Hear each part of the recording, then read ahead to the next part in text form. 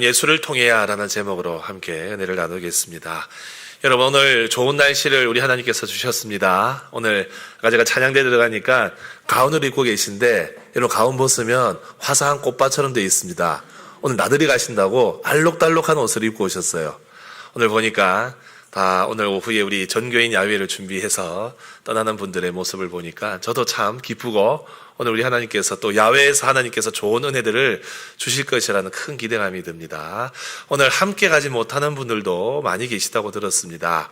동일한 은혜가 또 함께 가지 못하는 분들에게도 임하기를 주님의 이름으로 축복합니다. 우리 새만금 고속도로가 작년 11월 말에 개통이 되었습니다. 새만금에서 어디까지 가는 줄 아시죠? 목적지는 포항까지인데 아직 중간은 만들어지지가 않았고, 여기서는 새만금에서 출발하면 어디까지 갈까요? 진안까지 가게 되어 있습니다.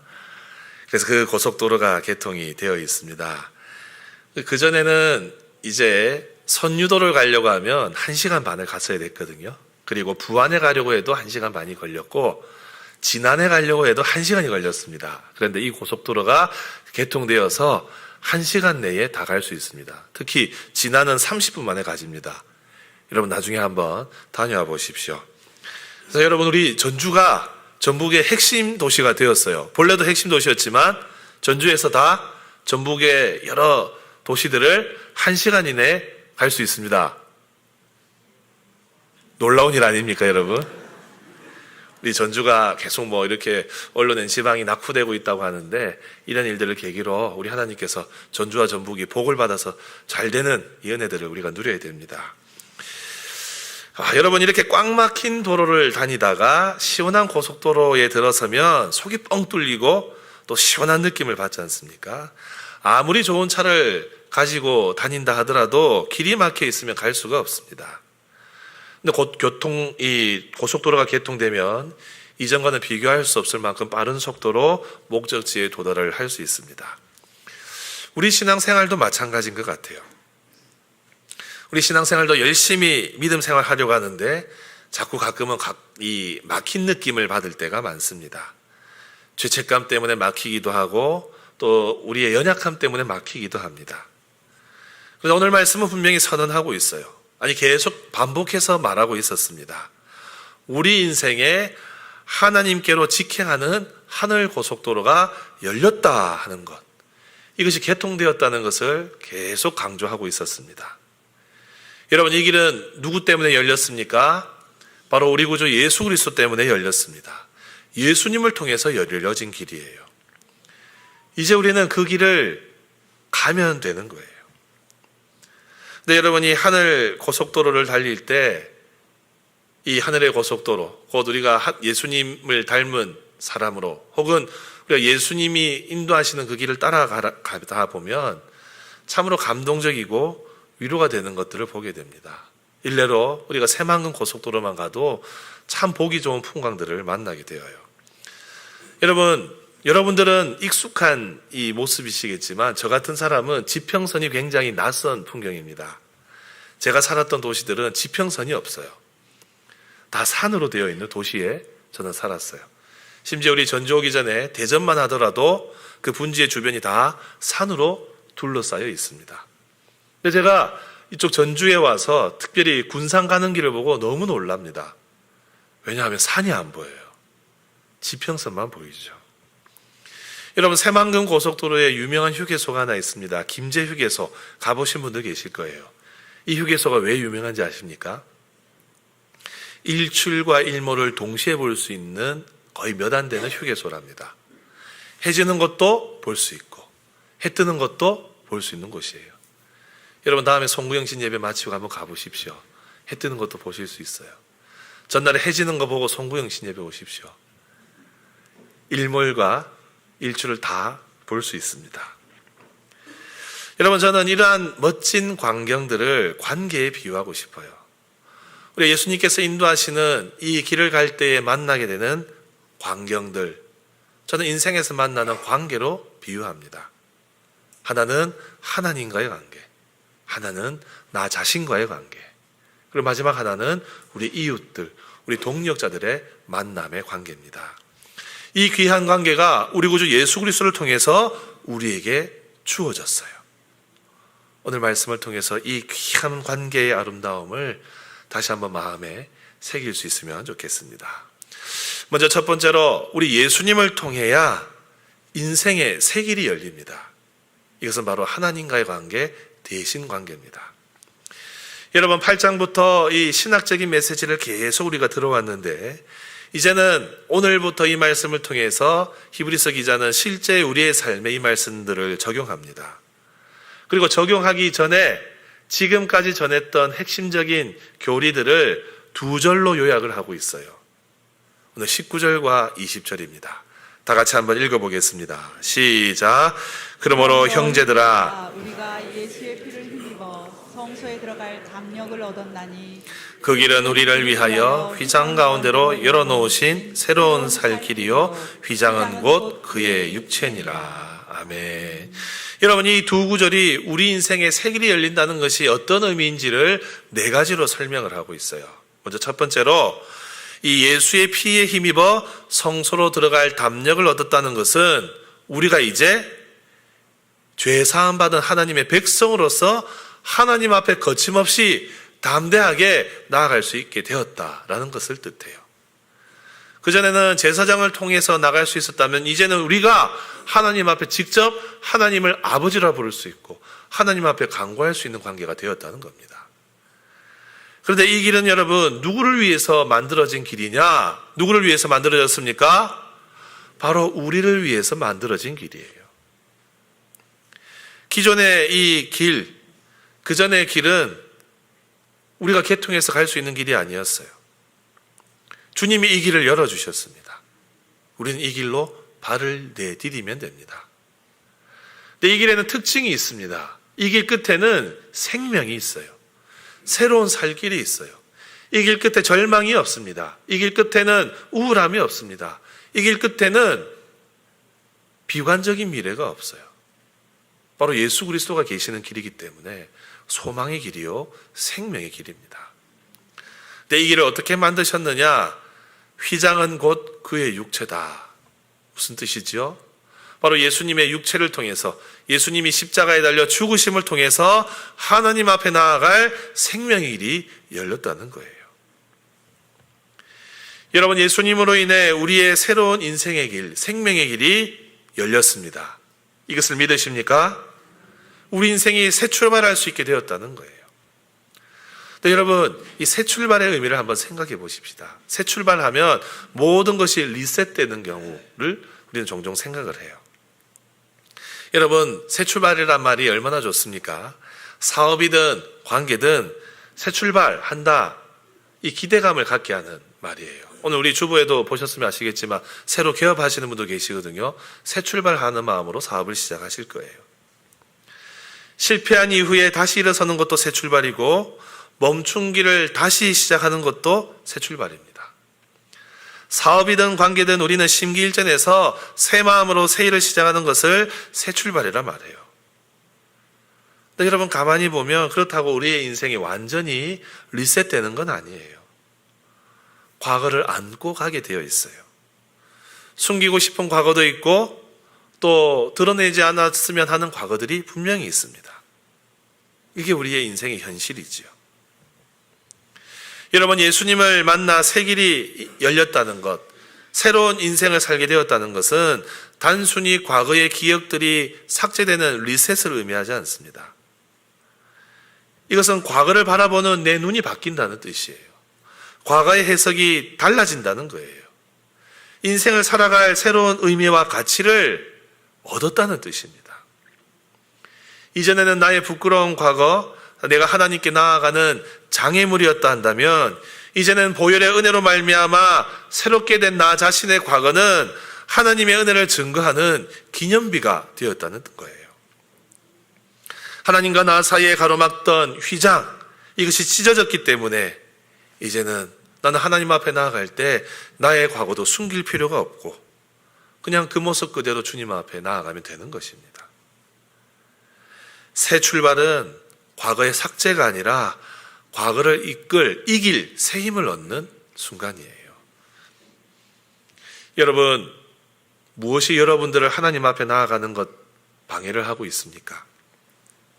그 장애물들은 다 예수님의 십자가의 은혜로 사라졌습니다. 그동안 우리의 인생의 장애물들은 이제 예수님을 믿은 이후로, 보혈의 은혜를 체험한 이후로 우리 인생의 간증이 되었고 우리의 삶을 빛나게 하는 기념비가 되었습니다. 그 모든 과거들도 하나님 앞에서 재해석이 되고 은혜의 눈으로 보게 되고 오히려 하나님의 영광을 드러내는 우리의 이야기들로 바뀌었다는 것이에요. 이것이 주님을 만난, 새롭게 인생을 경험한 우리 인생의 의미입니다. 사랑하는 성도 여러분, 예수님을 통하여 하나님께 나아가는 길이 열렸고 우리의 인생은 새로운 삶, 새로운 피조물이 되었습니다. 이것을 믿으십니까? 아멘. 여러분, 이것을 믿으시기 바랍니다. 하지만 여러분, 이것을 머리로 알고만 있는 것에서 끝나서는 안 돼요. 길은 열렸는데 내 발이 움직이지 않으면 안 된다는 거예요. 새로운 고속도로가 열렸는데 내가 차를 몰고 그곳에 진입해야 된다는 거예요. 예수님은 길만 열어놓으시지 않았어요. 우리가 그 길을 걸어갈 수 있도록 나라는 존재의 내면도 바꾸셨습니다. 오늘 두 번째 교훈입니다. 예수님을 통해서 내 마음의 혁신의 길이 열리게 됩니다. 이건 나 자신과의 관계예요. 대아 관계. 여러분, 하나님의 집을 다스리시는 큰 제사장이신 예수님은 단순히 성소의 문만 열어주신 것이 아니에요. 우리 예수님은 그 문으로 들어가는 나라는 존재의 내면 세계까지 다 고쳐주셨습니다. 우리 21절과 22절을 보겠습니다. 다 같이 읽습니다. 시작. 또 하나님의 집 다스리는 큰 제사장이 계시네. 우리가 마음의 뿌림을 받아 악한 양심으로부터 벗어나고 몸은 맑은 물로 씻음을 받았으니 참 마음과 온전한 믿음으로 하나님께 나아가자. 아멘. 여러분, 우리 예수님께서는 하나님 앞에 나아갈 수 있는 이 문만 열어주신 것이 아니에요. 예수님께서는 그 문으로 들어가는, 그 길을 걸어가는 우리 자신의 존재의 내면, 마음을 고치신 분이십니다. 그 결과로 주어진 은혜가 22절이에요. 여기에 있는 두 가지의 변화의 모습을 말하고 있어요. 하나는 예수님의 보혈의 능력으로 우리가 악한 양심으로부터 벗어날 수 있었습니다. 여기서 말하는 악한 양심이란 예수님에 대한 불신앙의 마음, 죄를 짓게 하는 마음을 뜻해요. 악한 마음은 우리로 하여금 하나님을 멀리하게 만듭니다. 그런데 보혈의 은혜로 우리 예수님께서 이 마음을 바꾸어 주셨어요. 또 하나는 무엇이냐?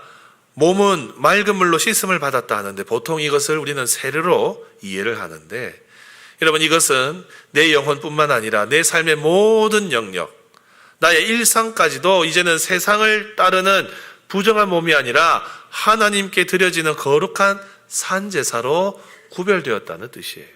쉽게 말해서 여러분, 이 구절은 이 둘을 나누는 것이 아니라 하나로 봅니다. 우리 존재 전체가 다 바뀌었다. 우리의 전인격 전체가 변화되었다는 것을 뜻해요. 이것이 보혈의 은혜를 입은 우리가 변화된 삶의 모습, 마음의 가짐입니다. 사랑하는 성도 여러분, 우리의 전인격이 은혜를 입어서 변화되었다면 그 변화된 모습은 과연 어떻게 나타날까요? 오늘 말씀은 22절 하반절에 두 가지로 설명을 합니다. 참 마음과 어떤 믿음요? 온전한 믿음으로 하나님께 나아가자. 우리가 이제 참 마음과 온전한 믿음을 가지게 되었어요. 우리가 하나님 앞에 당당하게 나아갈 때 이것을 가지고 나가야 돼요. 참 마음과 온전한 믿음. 여러분, 참 마음은 진실한 마음을 뜻해요. 거짓이나 위선이 없는 겸손한 마음의 상태. 하나님 앞에서 저는 죄인입니다, 주님의 보혈의 능력을 믿습니다 하는 마음으로 나가는 걸 참 마음이라고 뜻해요. 하나님만 생각하고 하나님께만 일편단심하는 거예요. 온전한 믿음은 무엇이냐? 주님을 향한 완전한 믿음, 순도 100%의 믿음을 말해요. 저는 이번에 이 말씀을 준비하면서 믿음에 대해서 새로 생각했습니다. 저는 지극히 이상적인 사람이 아니고 현실적인 사람이거든요. 우리는 순도 100%의 믿음으로 나아가는 게 어렵다, 불가능하다, 저는 사실 그런 마음이 좀 있었어요. 근데 이번에 이 말씀을 연구하면서 믿음에 대해서 저는 새로운 걸 발견했어요. 이 온전한 믿음이란 단어를 다른 번역본을 보면 넘치는 믿음이라 되어 있어요. 저는 이 해석을 보고 반성을 했습니다. 우리의 믿음의 분량이 120%가 될 수 있고 200%도 될 수 있구나. 넘치는 믿음을 가지고 하나님 앞에 나아가야 돼요. 여러분, 이것이 예수님을 만난 사람의 마음의 상태입니다. 예수님을 만났다는 것은 그 누구도 치유할 수 없었고 회복시킬 수 없었던 마음을 온전한 마음이 되게 한 거예요. 주님을 사랑하는 마음으로, 이웃을 사랑하는 마음으로 120%, 200% 쏟아낼 수 있는 넉넉한 마음으로 바뀌어졌다는 고백이에요. 여러분, 이렇게 마음이 되려면 사실 하나님의 절대적인 은혜, 주님이 주시는 은혜도 필요하지만 우리의 수고와 노력도 필요합니다. 그러면 여러분, 이 마음의 혁신 어떻게 일어날까요? 최근에 제가 해외 토픽 기사를 하나 보았습니다. 스페인 바르셀로나, 우리 중에 스페인 가보신 분들도 계신 줄로 압니다. 스페인 바르셀로나에 있는 144년째 짓고 있는 성당이 하나 있어요. 이게 사그라다 파밀리아 성당입니다. 아마 사진 하나 더 보신 게 있을 거예요. 다른 사진을 보시면 이렇게 생겼어요. 이거는 최근 사진이고 이런 모양의 이 성당을 짓고 있었습니다. 144년째. 네, 여러분, 곧 완공을 앞두고 있대요. 저 위에 종탑을 올렸답니다. 그게 기사로 났어요.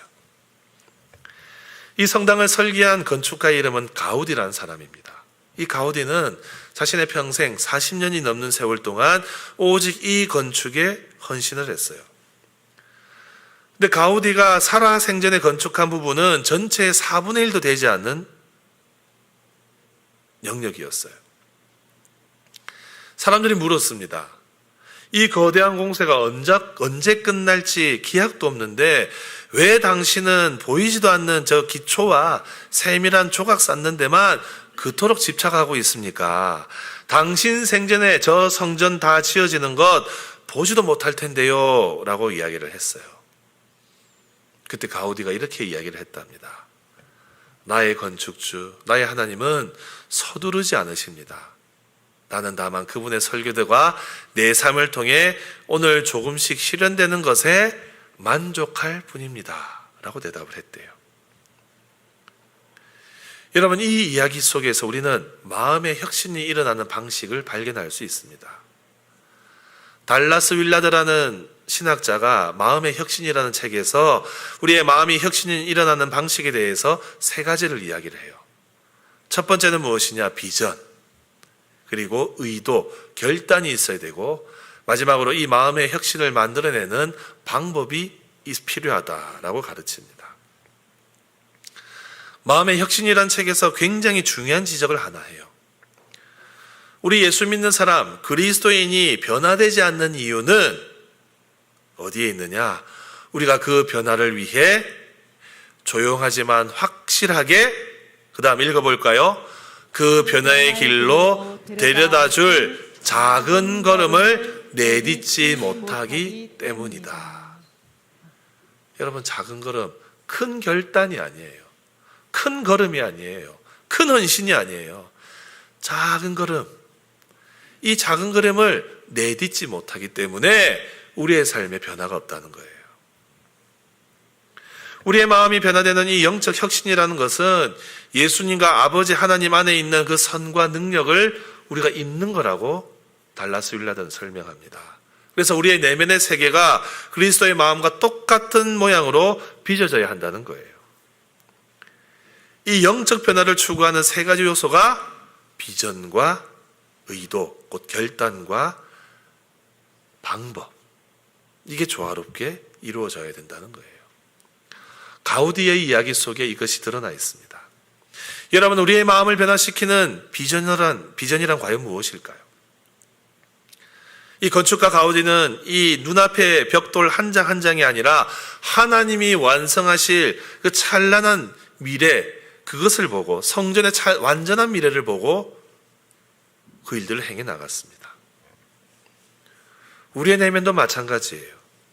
지금은 우리의 마음이 공사 중으로 어수선한 것처럼 느껴지지만 결국은 예수 그리스도의 장성한 분량이라는 영광스러운 존재, 그 비전을 바라보는 것, 그것이 우리의 마음의 동력이 되어야 돼요. 또 이렇게 내가 변화되어야 되겠다 하는 의도성, 결심이 필요합니다. 가우디는 이 내일의 완공을 걱정하는 대신에 오늘 내가 쌓고 있는 이 벽돌 한 장에 최선을 다하겠다는 결단, 그 결단이 있었어요. 우리도 주님을 닮겠다는 결단을 가지고 살아가야 됩니다. 또 마지막으로 우리의 마음을 변화시킬 수단과 방법도 필요해요. 가우디는 이 건축을 위해서 매일 아침 기도하면서 설계도를 확인하는 구체적인 이 습관들, 이것들을 놓치지 않았습니다. 달라스 윌라더가 말하는 작은 걸음이 바로 이런 거예요. 거대한 건물을 한꺼번에 지으려고 하지 않고 오늘 내게 주어진 조각 하나하나를 정성껏 깎고 쌓는 것, 이것이 결국 위대한 건축물을 만들었습니다. 사랑하는 성도 여러분, 우리 예수님은 우리의 마음의 일부분만 고치시지 않아요. 그분은 우리의 마음, 우리의 영혼 전체를 고치시는 분이십니다. 여러분, 우리 스스로 우리 자신을 고치려고 애쓰는 것 중단하십시오.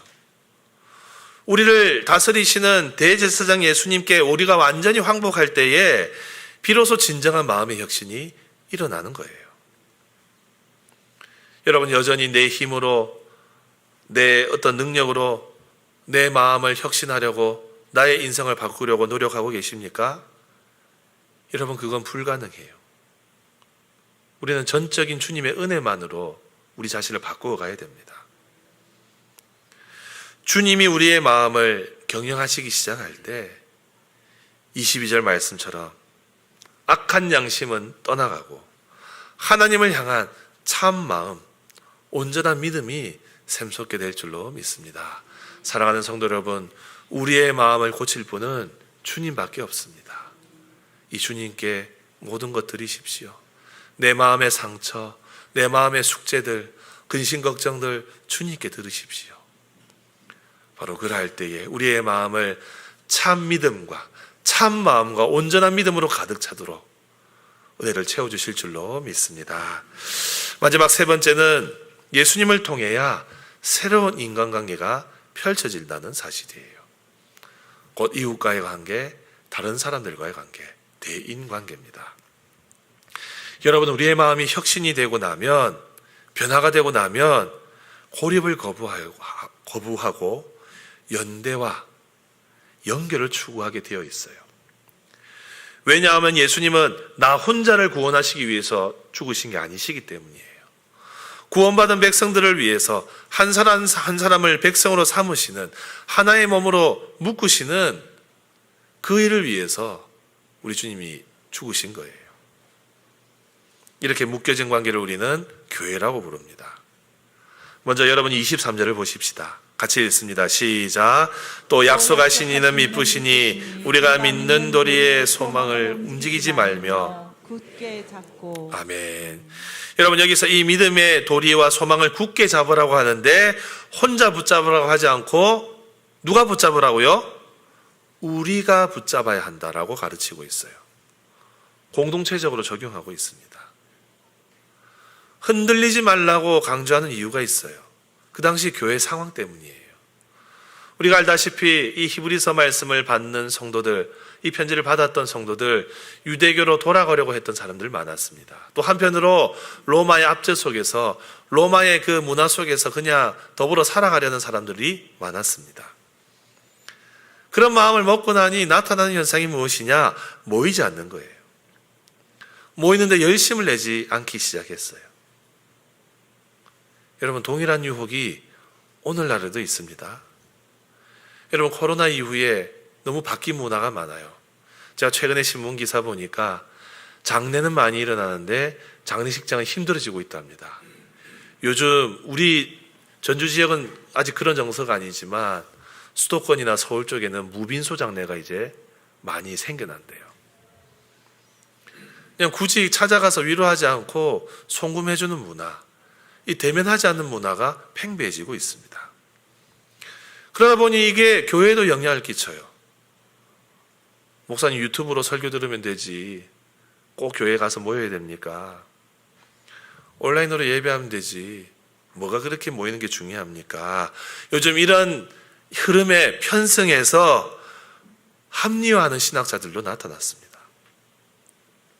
여러분, 오늘 성경이 어떻게 이야기합니까? 히브리서 기자는 매우 단호해요. 모이기를 패하지 말라. 모이기를 패하지 말라고 가르치고 있어요. 그럼 여러분, 왜 모여야 할까요? 본문은 세 가지로 이야기합니다. 먼저 24절과 25절 읽습니다. 같이 읽습니다. 시작. 서로 돌아보아 사랑과 선행을 격려하며 모이기를 피하는 어떤 사람들의 습관과 같이 하지 말고 오직 권하여 그날이 가까움을 볼수록 더욱 그리하자. 아멘. 여러분, 모여야 되는 이유 세 가지를 들고 있어요. 첫 번째는 소망을 붙들기 위해서입니다. 우리와 약속하신 우리 예수님은 그 약속을 반드시 지키시는 분이세요. 근데 우리는 우리 주님께서 맺어주신 이 약속을 지키는데 연약함이 많아요. 이것을 소망의 끈으로 붙잡는 것, 연약할 때가 많다는 거죠. 고난과 유혹 때문이에요. 하지만 어떻습니까? 함께하면 같이 갈 수 있어요. 우리가 서로의 소망을 함께 붙잡아주는 일을 하게 되면 서로 이 길을 힘있게 갈 수 있다는 거예요. 두 번째는 서로 사랑과 선행을 격려하기 위해서 모여야 된다고 말하고 있어요. 여러분, 여기서 격려하다라는 말은 매우 강렬한 자극과 도발을 의미하는 뜻이 담겨 있어요. 그럼 무슨 말입니까? 우리가 서로 선행과 사랑으로 격려하는 것은 서로를 강하게 자극하는 일이 되어요. 아, 저 집사님 저렇게 섬기는 것을 보니까 나도 섬겨야 되겠다. 섬김과 사랑의 파급력, 모여 있을 때 가능합니다.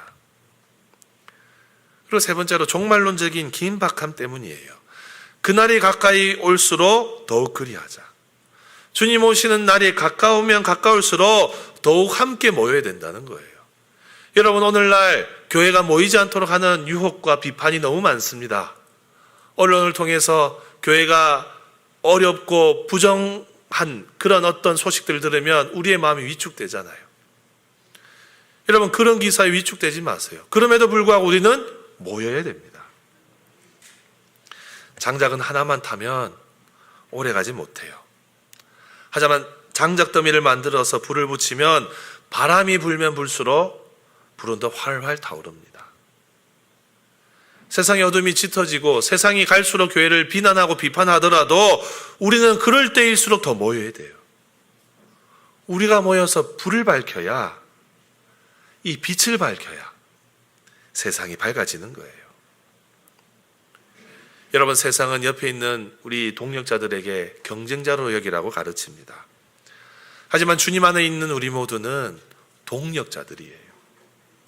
함께 모여 예배하고 서로 사랑하고 베풀고 섬길 때에 세상이 줄 수 없는 하늘의 기쁨을 우리가 누릴 수 있는 겁니다. 그러니 여러분, 모이는 것 여러분들 짐이나 의무로 생각하지 마십시오. 부담스러워하지 마십시오. 모여야 생명을 얻습니다. 사랑하는 성도 여러분, 오늘 본문은 예수님을 통해야 갈 수 있는 세 가지 길을 우리에게 교훈하고 있어요. 한번 따라 읽어볼까요? 하나님께로 나아가는 담력의 길을 걸으십시오.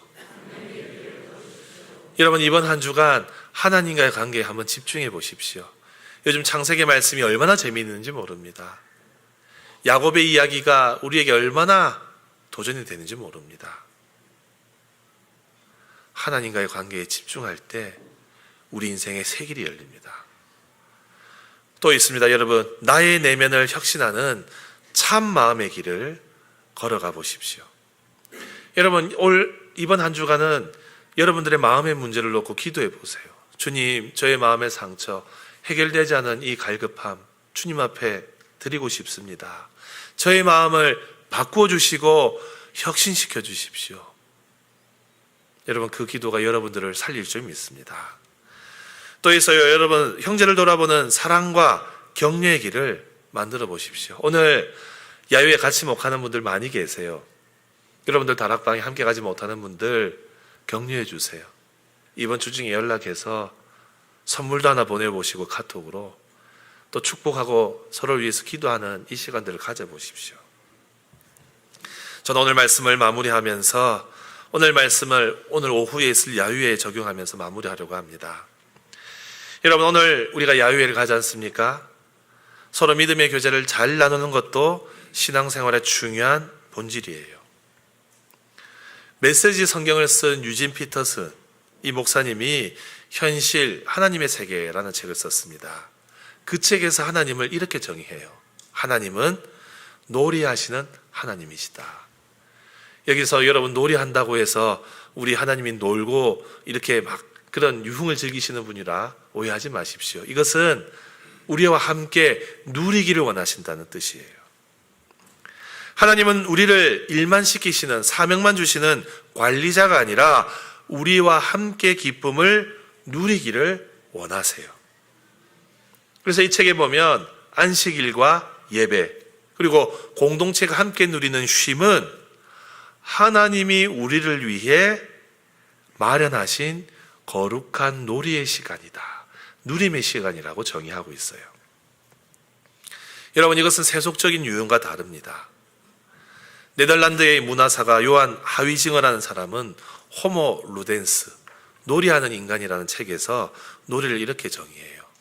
놀이는 어떤 이익이나 목적 때문에 하는 것이 아니라 그 자체로 즐거워서 하게 되는 자발적 행위이고, 그리고 놀이가 성립을 하려면 함께 규칙을 지키며 즐거워하는 동료가 필요하다라고 정의해요. 그래서 우리 자녀들 둔 우리 학부모님들, 그리고 손자녀들 둔 우리 어르신들 기억하십시오. 아이들 핸드폰 던져주고 오락하도록 방치하지 마세요. 혼자 하는 건 놀이가 아니에요. 함께 만나서 함께 어울리는 그것을 통해서 우리의 인격이 성숙이 되고 우리의 자아가 발견이 되는 거예요. 혼자서 노는 거 아니에요. 바로 이러한 점이 오늘 우리가 함께 떠나는 이 야유회의 신학적인 의미입니다. 여러분, 오늘 우리가 함께 웃고 함께 먹고 함께 뛰어노는 이 시간은 예수님이 십자가를 통해서 열어주신 새로운 살길 위해서 누리는 거룩한 축제입니다. 서로 돌아보아 사랑과 선행으로 격려하는 오늘 말씀의 권면이 오늘 야유회의 공원 안에서 구체적으로 실현될 수 있어요. 세상은 우리를 경쟁자로 보게 하지만 예수님 안에서 우리는 서로의 기쁨을 함께 나누는 동력자요 공동체입니다. 오늘 함께 나누는 간식과 함께 걷는 발걸음과 함께 터뜨리는 웃음 하나하나가 주님께서 핏값 주고 사신 공동체가 살아있다는 증거로 만들어지게 되는 거예요. 그런 점에서 사랑하는 성도 여러분, 오늘 우리가 함께 모여서 믿음 생활하고 오늘 함께 야유회 가는 모든 것도 전적인 하나님의 은혜임을 믿습니다. 오늘 단순한 행사로 생각하지 마십시오. 이번에 함께 가지 못하는 분들도 다음에 함께 참여해 주세요.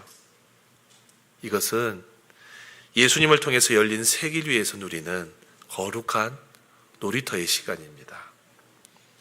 오늘 우리가 함께 누리는 이 교제의 기쁨이 오늘 저와 여러분 가운데 함께 하기를 주님의 이름으로 축복합니다.